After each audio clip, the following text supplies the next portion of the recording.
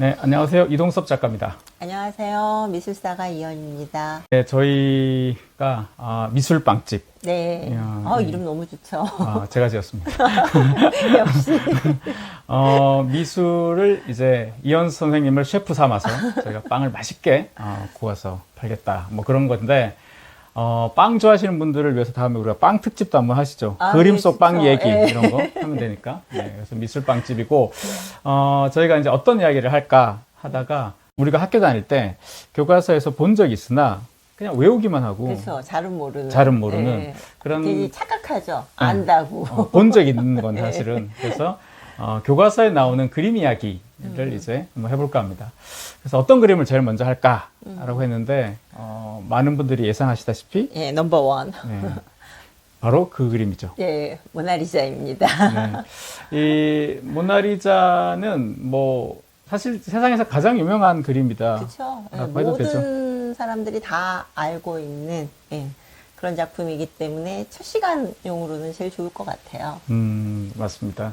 뭐 언제부터 이 그림이 서양 미술사의 가장 유명한 그림이 됐는지는 뭐 여러 가지 의견이 있긴 한데 네. 지금 시점에 생각하면 어쨌든 모나리자. 그렇죠. 네. 이구동성인 것 같아요. 예. 최근에 그 넷플릭스에 올라온 영화 중에 그 나이브스 아웃이라는 그런 영화가 탐정 영화가 있는데 그 2편이 나왔어요. 그 2편에서 그 어떤 남자 주인공 중에 한 명이 어마어마한 부자예요. 근데 이 사람이 코로나 기간 동안 문을 열지 못하는 루브르 미술관에서 그러니까 영화적 설정입니다. 예. 그 모나리자를 빌려서 자기 집에 이렇게 전시를 해요. 진짜? 네. 근데 왜 그러면 그 사람이 하고 많은 것 중에 그 현대 미술도 많아요. 근데 그 모나리자를 가져왔냐 하면 오늘 이제 이 영상을 보면 이해하실 겁니다. 네. 이 원래 이제 끼워 팔기처럼 이렇게 흐름이 올라타야 되거든요. 유튜브라는 게. 넷플릭스 선전이에요? 아니면 모나리자 선전이에요? 우리 채널 소개인 거죠. 왜냐면 이제 유튜브가 이제 알고리즘을 통해서 그런 날이 오길 바라면서. 자, 어쨌든 돌아가자면 그래서 이제 모나리자인데요. 간단하게 선생님 소개 해볼까요? 모나리자? 예. 르네상스 시대의 최고의 천재 화가라고 불려지는 레오나르도 다빈치의 가장 유명한 작품이고 지금까지도 많은 수수께끼를 안고 있는 그런 게 바로 모나리자죠.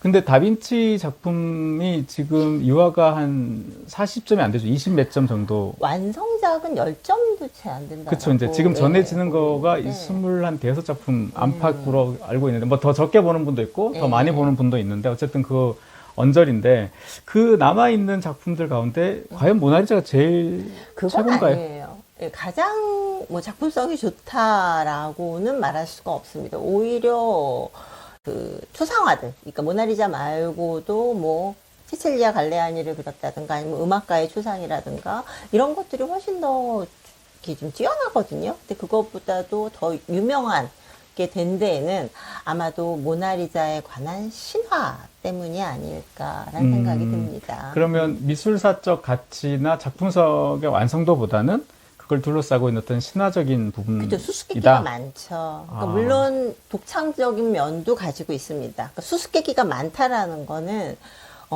명확하지 않고 여러 각도에서 읽을 수 있는 거리를 만들어 줬다라는 건데요. 원래 초상화다라는 거는 주인공이 있잖아요. 뭐 모델이 주인공. 그렇죠. 모델이 있죠. 그리고 그 시대의 초상화는 아무나 그릴 수 있는 것이 아니라 주문자가 있거나 아니면은 뭐 왕이라든가 아니면은 뭐 이 종교적인 어떤 업적이 있거나 이런 상황에서 그려지는 건데 특히나 여성 초상화거든요. 여성 초상화는 함부로 그릴 수 없는 상황에서 그렸으면 당연히 그게 누구다라는 게 밝혀져야만 됩니다. 근데 아직까지도 그건 수수께끼예요. 근데 제목은 어쨌든 루브르 미술관에 소장된 제목은 라조콩드이고 뭐 모나리자라고 하는데 그 뭐 리자가 이름이잖아요. 엘리자베스. 예. 리자 게르디나디라고 예. 하는 그 어쨌든 리자가 이름인데 아니면 조콩도 부인이죠. 그녀가 이제 결혼했으니까. 그러면 이제 그 사람이 모델이 아닌가요?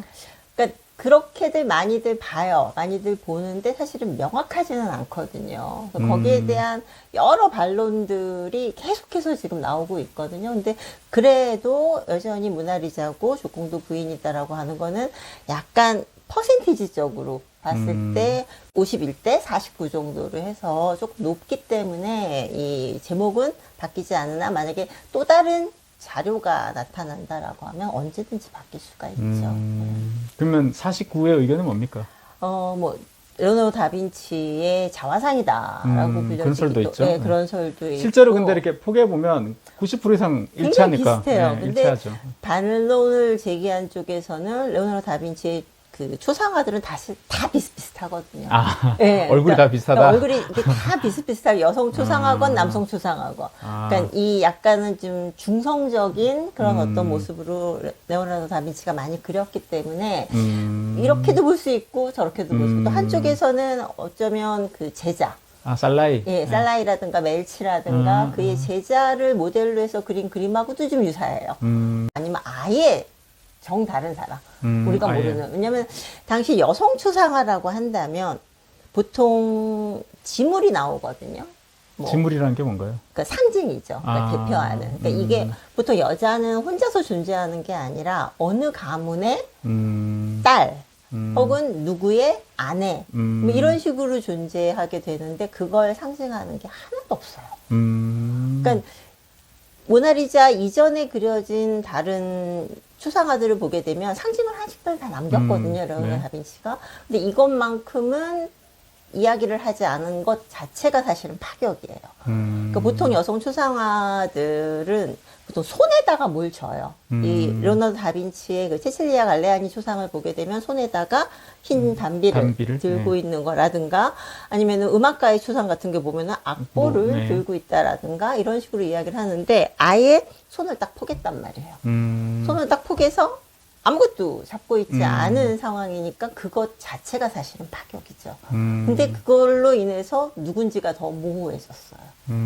네, 이 손을 딱 포갠 그 손을 현대의 또 학자들은 이 손을 또 분석을 해요. 그 손의 형태를 보니까 약간 부어 있거든요. 그러니까 이 부어 있는 손에 이거 병자 같기도 하고 이 부어 있는 손이 왜 부어 있지? 여인이 뭔가 병에 걸린 게 아닐까? 이렇게 추측하기도 하고.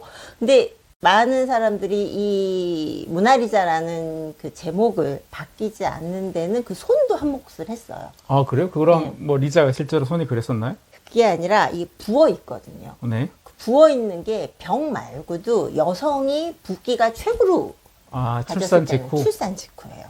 그리고 이 모나리자의 또 하나의 증거라고 한다면 위에 약간 검은 색깔의 베일을 쓰고 있거든요. 그쵸. 그래서 자세히 보면, 예. 그러니까 거의 반투명한 그런 베일을 쓰고 있는데 그 베일은 사실은 상복이거든요. 그렇다면 이 여성은 출산 직후에 그리고 상을 당한 게 아닌가 이렇게 볼 수가 있다라는 거죠.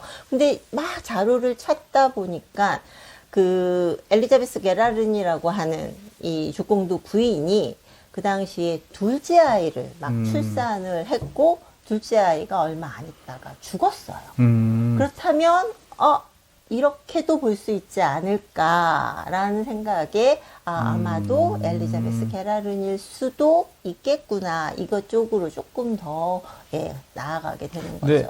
손이 뚱뚱한 사람도 있잖아요, 그냥. 너무 이게 보편적으로 근데 그 이제 손에 살찌는 사람도 있잖아요. 이게 손하고 얼굴하고 목하고 모든 인체적인 어떤 조화를 제가 아는 사람 좀 중에 봐야 유난히 되지 손만 살찌는 빵손이 있는데. 근데 그 의견에 저도 좀 살짝 한 발을 좀 얹어 놓는 이유 중에 하나는요.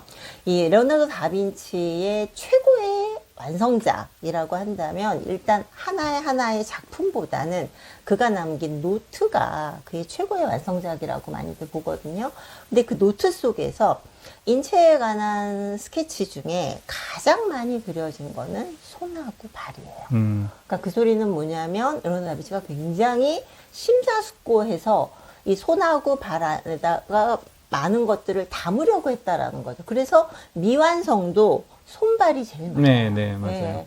그렇다면 이 손은 지금 모나리자의 손은 사실은 미완성은 아니거든요. 그렇다면 완성이 됐다라고 하면 이 손에다가 보통 레오나르도 다빈치는 그 사람의 모든 거를 이 얼굴이 표정이며 이곳에 담았기 때문에 손도 또 하나의 표정이거든요. 그래서 그런 상태 그 여성의 어떤 신체적인 상태부터 시작해서 뭐 심리적인 거라든가 이런 많은 것들을 담고 있는 게 아닐까 이렇게 볼 수 있죠.